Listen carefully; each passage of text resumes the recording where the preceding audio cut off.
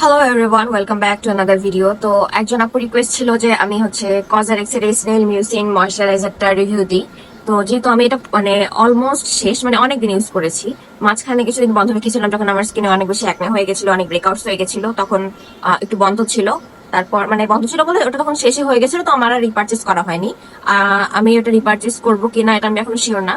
আর যদি করি আমি অবশ্যই জানাবো। এটা হচ্ছে এরকম একটা প্যাকেজিং এর মধ্যে আসে। এটা হচ্ছে প্যাকেজিংটা অনেক পুরাতন হয়ে গেছে, আমি এটা মানে কোথায় যে ছিল আমি খুঁজে বের করেছি। এটা প্রথমে এরকম করে এইভাবে এইভাবে খুলে ভিতরে এই প্রোডাক্টটা থাকে। তো মেইন প্যাকেজিংটা হচ্ছে এটা। এটার কনসিস্টেন্সিটা এবং একদম স্লাইমি, মানে জাস্ট মানে অনেক মানে কি বলবো পিচ্ছিল টাইপের একটা পদার্থ এটা।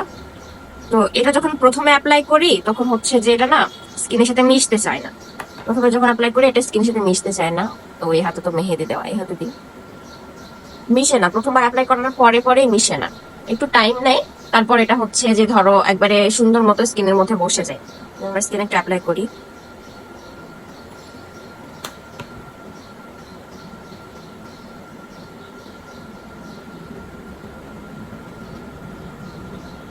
এটার মধ্যে 100 গ্রাম পরিমাণ প্রোডাক্ট থাকে। আর হচ্ছে এটার মেয়াদ আমি 24 সালে কিনেছিলাম, মেয়াদ ছিল হচ্ছে যে 27 সাল পর্যন্ত।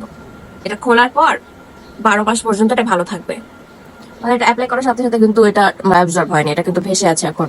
প্রথমে যখন আমি এটা ইউজ করি তখন আমার মনে হয় কি ব্যাপার, এত টাকা দিয়ে একটা ময়শ্চারাইজার কিনলাম, এটা আমার স্কিনের সাথে মিশলো না কেন।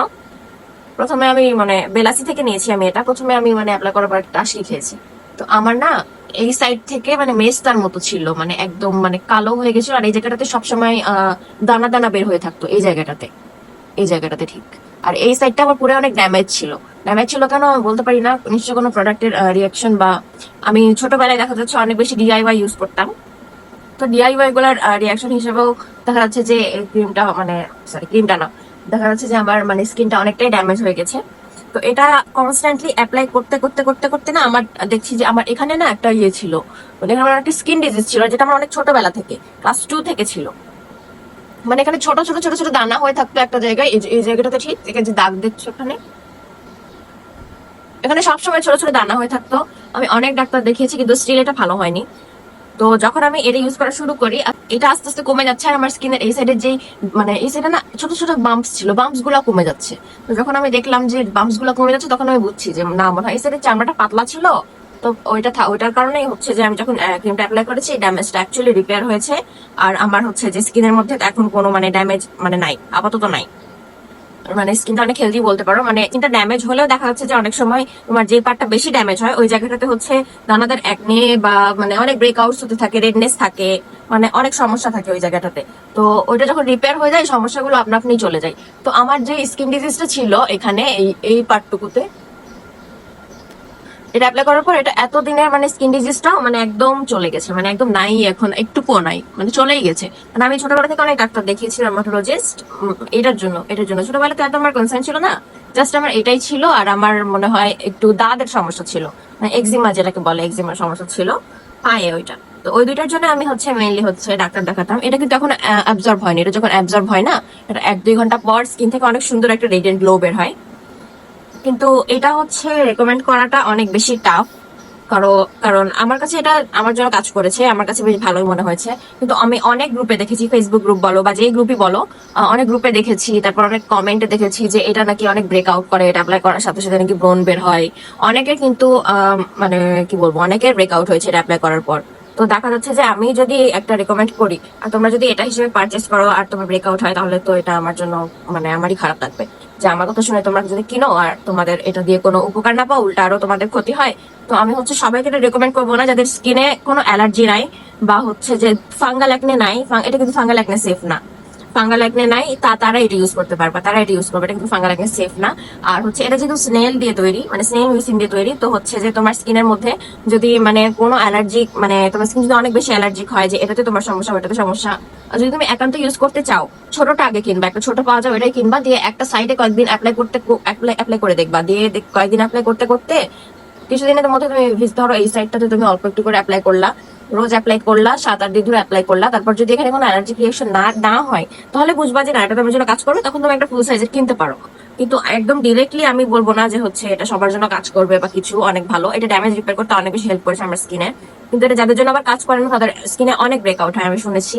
আর আমি অনেক জায়গায় দেখেছি, অনেক আপুরা গ্রুপে পোস্ট করতেছে ইউজিং হচ্ছে যে অ্যাপ্লাই করে স্কিনে ব্রেকআউট হয়েছে। যদিও আমি যখন এটা অ্যাপ্লাই করেছি আর এটা যখন শেষ হয়ে গেছিল তখন হচ্ছে যে মানে আমার কিন্তু তখন ব্রেকআউটটা হয়নি, আমার ব্রেকআউট হয়েছে অনেক পরে।